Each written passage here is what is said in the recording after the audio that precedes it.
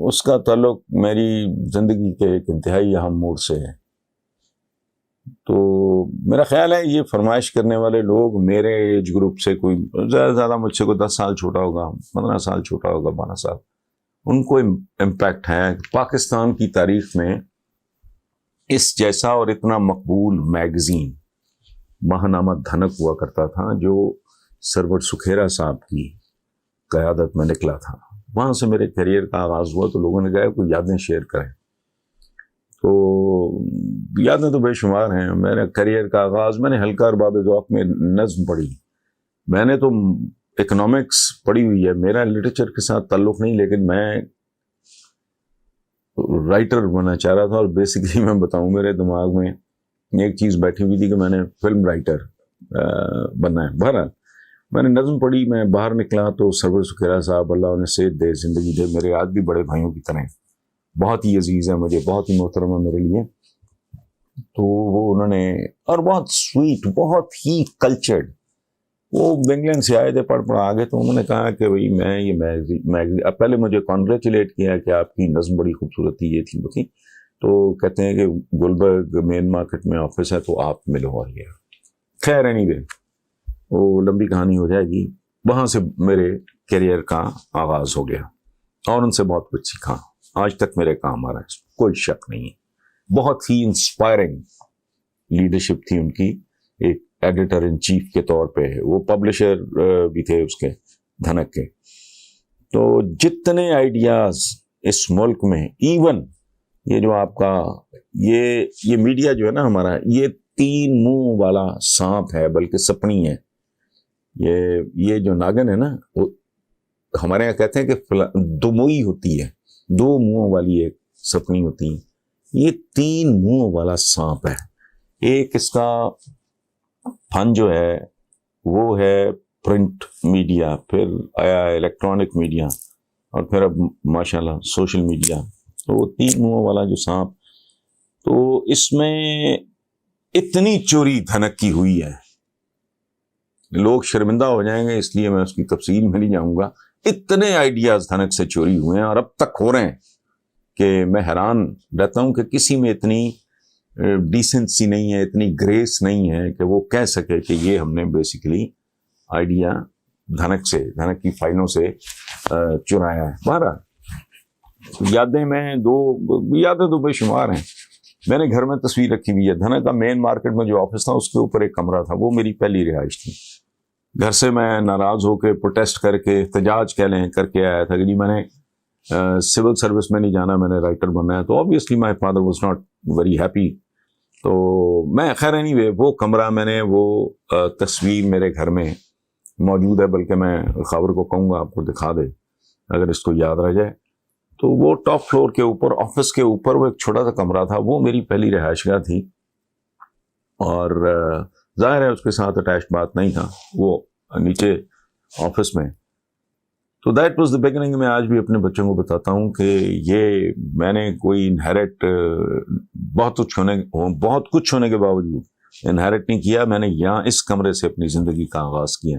اس کی تصویر بنا کے رکھی ہوئی ہے, خبر آپ یاد سے نا وہ دکھا دینا. اچھا, ایک تو یہ ہے کہ مجھے جب سرور سکھیرا صاحب کو پتہ چلا کہ مجھے کوئی شوق ہے فلم میں کنٹریبیوٹ کرنے کا, تو وہ مجھے ایک بہت بڑے پروڈیوسر اپنے وقت کے, میں نام نہیں لوں گا چونکہ وہ مدت ہوئی, بہت ہو چکے ہیں, ایک اسٹوڈیو بھی بنایا تھا یہ, وہ بڑے ہی نامور. وہ لوگ کہتے تھے کہ انہوں نے کوئی یہ موویز مینوفیکچر کرتے ہیں, ٹھیک ہے. تو میں اسٹینڈرڈ قسم کی سچویشنز ہوتی تھیں پاکستان کی فلموں میں گانوں کی, کوئی لو سانگ تو کوئی سیڈ سانگ, تو وہ اس طرح کوئی عورت پہ پکچرائز, کو مرد پہ, یہ وہ سارا. تو میں 15 گیت ایک کاپی پہ لکھ کے ساتھ لے گیا. سرور سکھیرا صاحب مجھے لے کے گئے ان کے پاس سفارش کے طور پہ کہ بھی اس نوجوان کو آپ چانس دیں. وہ آدمی بہت سویٹ تھے, خود بھی بہت اچھے رائٹر بھی تھے, شاعر بھی تھے, اور بہت بڑے پروڈیوسر بھی تھے. انہوں نے بعد میں اسٹوڈیو بھی بنایا. خیر مجھے اچھی طرح یاد ہے وہ اس وقت وہ نیا پاکستان میں ٹرینڈ تھا وہ ایئر فریشنر کا, وہ ہر 10 منٹ کے بعد نکال کے مارے نہیں ہے. وہ کاپی میں نے ان کو دے دی, and I was very happy کہ چلو شاید. تو کچھ دیر کے بعد, مہینے 1.5 مہینے کے بعد مجھے ایک بڑا معقول قسم کا مجھے چیک ملا. تو آئی واز شیور کہ ظاہر ہے یہ اس میں کم از کم 3-4 گانوں کا تو معاوضہ یہ ہوگا. معاوضے کی مجھے پرواہ نہیں تھی ڈیفینیٹلی، کیونکہ جو میری پہلی سیلری تھی وہ اس سے بھی کم تھی. جتنے پیسے میرے والد اللہ انہیں غنی کی رحمت کرے مجھے hostel number 1 Punjab university new campus میں بھیجا کرتے تھے. اور یہاں تک سلسلہ تھا کہ at a certain stage motor bike بیچ کے تو ایک دوست میرا اس کے ساتھ مل کے گاڑی خرید لی تھی. تو money was not a problem, priority نہیں تھی. پرابلم تھا وہ، آئی ایم سوری، لیکن پریورٹی نہیں تھی. آئی واز ویری ایکسائٹیڈ. لیکن جب وہ فلم ریلیز ہوئی تو وہ سارے گانوں پہ، سارے گانے نہیں، وہ 3 یا 4 گانے تھے، باقی انہوں نے آپ ہی شاید دیکھے ہوں، نام ان کا اپنا تھا. مجھے بہت شدید قسم کا دکھ ہوا. لیکن پھر میں نے سوچا کہ انہوں نے شاید یہ سوچا ہو کہ نوجوان ہے، اس کو پیسوں کی ضرورت ہوگی، حالانکہ ان کو اندازہ نہیں تھا. میں نے کبھی ان کا زندگی میں بھی ان سے کبھی گلہ نہیں کیا.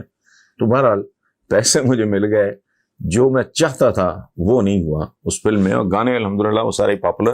اس کے بعد لاسٹ میں نے لکھا سلطانہ ڈاکو، اس میں سدھیر، نیلو بیگم،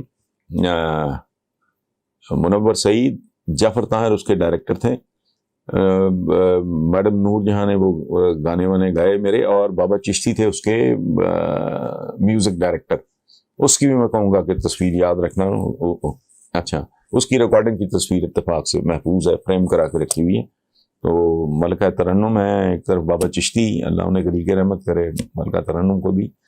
اور ایک میرا بابا چشتی کے ساتھ بہت پیار ہو گیا. میں نے ہاتھ جوڑ دیے، میں نے کہا بابا جی مجھے ایٹماسفیئر، مجھے نا انوائرمنٹ پسند نہیں آیا، میں نے کرنا نہیں، لیکن آپ کے ساتھ ان کے ساتھ میرا رشتہ رہا.